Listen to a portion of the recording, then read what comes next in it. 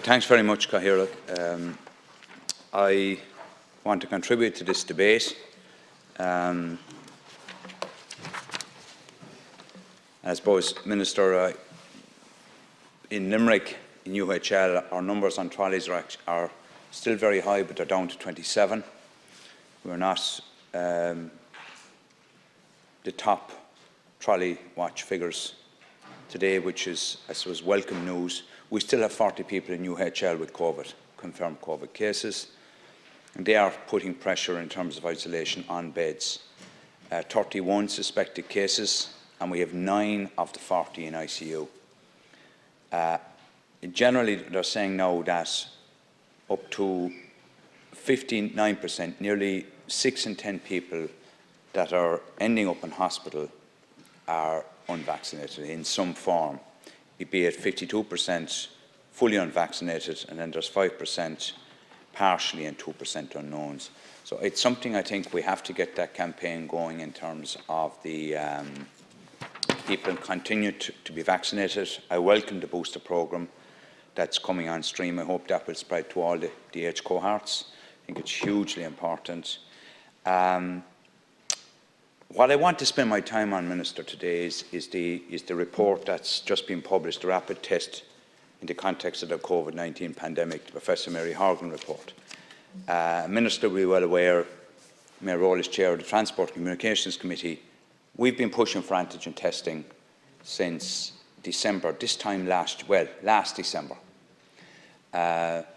We produced a report where we wanted to see rapid antigen testing in terms of aviation. We very much welcomed, and we held various public hearings with all the various parties, the CMO, various experts in that area, the Minister for Transport, and we very much welcomed the publication, the announcement of this rapid test, the Rapid Testing Expert Advisory Group, which was set up 4 months ago. I'd just like to, I suppose, make a few comments on it. I welcome the Minister that there has been programmed rapid antigen testing. I'm somewhat underwhelmed by the report itself, in that it's, in terms of its terms of reference, I know it's an interim report.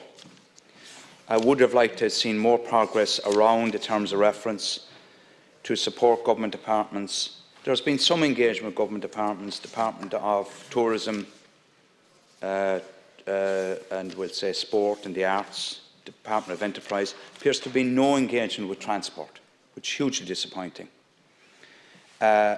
Support government account design and assessment of pilots. There have been some pilots.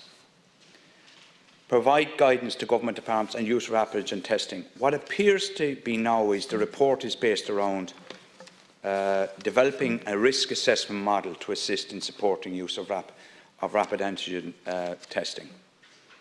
But, Minister, no time frame as to when that particular framework will be in place. So I welcome a risk-based model, I always do.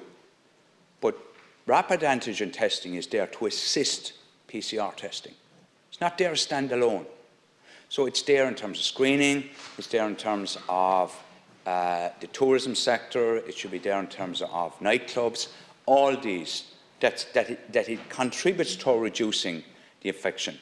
Rapid antigen testing detects people when they're at their most infectious. PCR detects people across a much wider range, whether they're infectious or not. Yes, PCR is the benchmark, but rapid antigen testing is a role. This report, we need to see the final report, and we need to get a time frame when the risk assessment model being put in place, which is they're looking at putting a model which will the background risk of SARS within the population participating in the activity, the risk of SARS transmission associated with the activity setting, and the most appropriate testing approach to migrate the risk. We all know that PCR is the gold standard. What I would like to see, Minister, is I would like to see more pilot programmes, more engagement from the group. They're set up and running now for 4 months. with the Department of Transport, with other departments, and to set out a programme. And can I make, I suppose, a comment, Minister? The public themselves have started to use rapid antigen testing.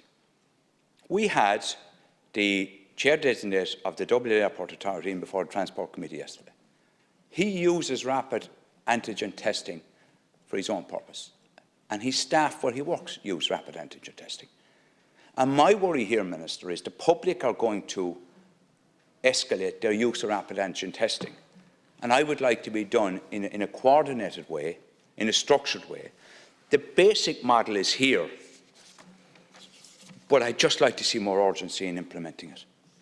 And what I would like to see, Minister, is, and it's a welcome first step, I'm not in any way I'm commending on that basis. However, I would like to see when the risk assessment model will be in place. And if you look at the conclusions, no dates as to when this will be introduced. So therefore, we have no concrete dates as to when rapid antigen testing will form a formal part of the toolkit in terms of detecting COVID. For me, rapid antigen testing has a place in terms of nightclubs, there's a place in terms of restaurants, a place in terms of schools. It's complementary. And the worry with this report is that it appears to look at comparing antigen testing with PCR. They're not comparable. They're two different tests. PCR is the gold standard. It's hugely successful. But you can't have PCR in terms of screening people. It costs too much. It takes too long. If I pose an example, Minister, if someone is flying in with a PCR test takes 24 hours.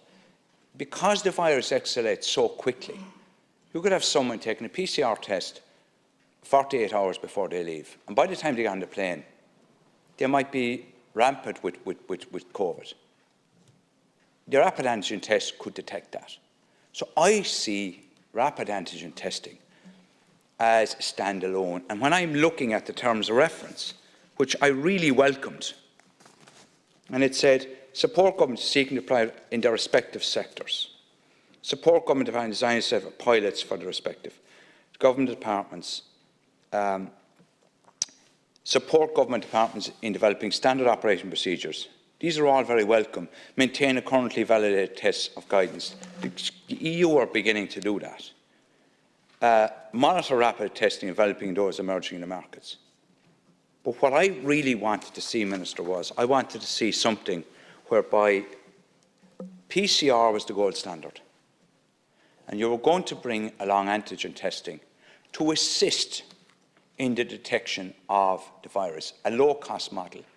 And what I really want, for me, PCR is something that is very good to detect at any range. I wanted to use rapid antigen testing to assist. If the rapid antigen test wasn't 100%, that's fine. But if it detects that one person that's highly infectious, particularly in settings like nightclubs, like live venues, and we've seen pilot tests in that regard, I think it's hugely beneficial. So, Minister, what I'd really ask, I suppose, in summary, is there needs to be engagement with all departments. I'd ask there would be engagement with the Department of Transport. I would like to see this risk assessment model being expedited. It speaks about, to address the first component, that's about the population. HICWA and the university have developed an algorithm which can provide a time-based of the risk of someone who is positive attending the active setting. So they're looking at, the type of risk, the setting you're going into. In many cases, Minister, there will be settings like live venues, maybe like nightclubs, where PCR testing may be impractical. Rapid antigen testing has a key role to play there because it can be done just before they go in. You can catch those highly infectious people, and it's hugely important. Secondly, and this is nothing new, Minister, this is something that our Transport Committee have been front and centre on from day one. We see that the biggest mistake here is people compare PCR and antigen. Two totally different tests. One is complementary to the other. Or can I put it another way to you, Minister? One is effectively the engine, the main driver, the PCR, is the mother bee. And antigen is basically the ground workers, the bees that are working with assisting the queen bee. It's not, they're not like with like. Secondly, Minister, you spoke about a rapid, and then the next thing was that a rapid review evidence synthesis is being conducted by researchers. Spores will examine the evidence, two components. That needs to be expedited. So I absolutely agree on the risk-based model. But I'd be worried, Minister, that we're putting PCR up against antigen. PCR will win every time on the overall spectrum. Antigen is there to assist PCR. And I would like to see that becoming front and centre in the final report that's going to be provided by Professor Horgan and our colleagues. And I'd like to know, when will the report be published? I'd like to know, when will this risk-based model be put in place? And for me, we need to sit down and get practical. Antigen is effectively, or putting it, PCR is the Mercedes, and antigen is the Mondeo, but they're both complementary. They're not the same. Sorry, antigen is complementary to PCR. That's the key, not the other way around.